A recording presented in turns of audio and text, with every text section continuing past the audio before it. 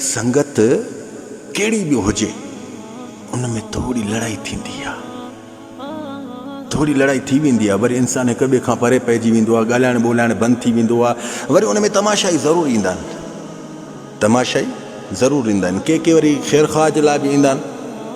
ख़ैर ख़्वाह जे लाइ पहचान कहिड़ी आहे ख़बर अथव? जेके ख़ैर ख़्वाह जे लाइ ईंदा आहिनि त असां इन्हनि खे यार ठाहियूं पाण में ठही वञनि, उहे सभ खां पहिरियों मसइलो तव्हां सां को बि शेयर न कंदा, बसि इहो चवंदा बाबा हाणे जेको थी वियो सभु ख़तमु कयो।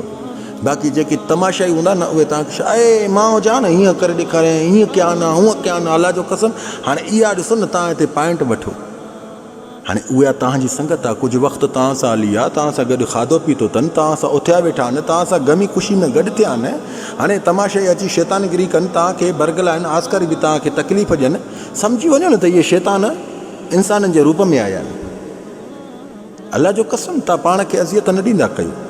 तव्हां हिकु प्यारा दोस्त आहियो, तव्हांजी नाराज़गी थी वेंदी, वरी ठही बि वेंदो, एॾो मन हिक ॿिए खां परे न पओ। इहे ॿियनि जी ॻाल्हियूं तव्हांखे जेका कन भरियल ॻाल्हि हूंदी आहे न, उहा इंसान खे घणी अज़ियत ॾींदी आहे, पोइ इंसान खे घणो तकलीफ़ में पहुचाईंदी आहे। इहे जेके चमचा तव्हांखे अचनि न तमाशाई, इन्हनि जी आॾो पाण खे ख़ामोश रखो, इन्हनि जा चेहरनि तां पोश लही ईंदा। इहा आस्कर बि तव्हांखे चवंदा त मन ईअं हुयो हूअं हुयो, हीअं हुया, मां हुजा न हीअं कया न हूअं कया न। अलाह जो कसम अहिड़ा माण्हू आहे।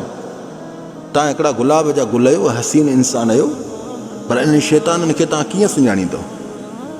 इहे जेके तमाशा ॾिस न, हिकिड़ा ठाह जो न सोचींदा, हिकिड़ा ख़ुशियूं कंदा, वरी तव्हांखे वधाए ॻाल्हियूं ॿुधाईंदा।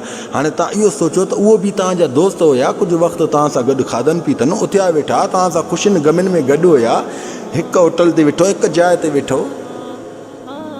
हाणे इहे चमचा तव्हां ॾे छो आया जेके तव्हांखे हास्कार बि मन बरगिलाइनि, तव्हांखे वधाए ॻाल्हियूं ॿुधाइनि, तव्हांखे परेशान कनि?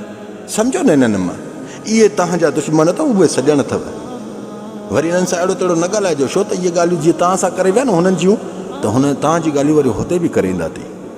अलाह जो कसम इहे साम्हूं हुजनि न, ॿ में एॾो सूरत अलाह ज़ोर ॾियाराए न मूंखे। अलाह इन्हनि खे हिदायत ॾींदो चमचनि खे।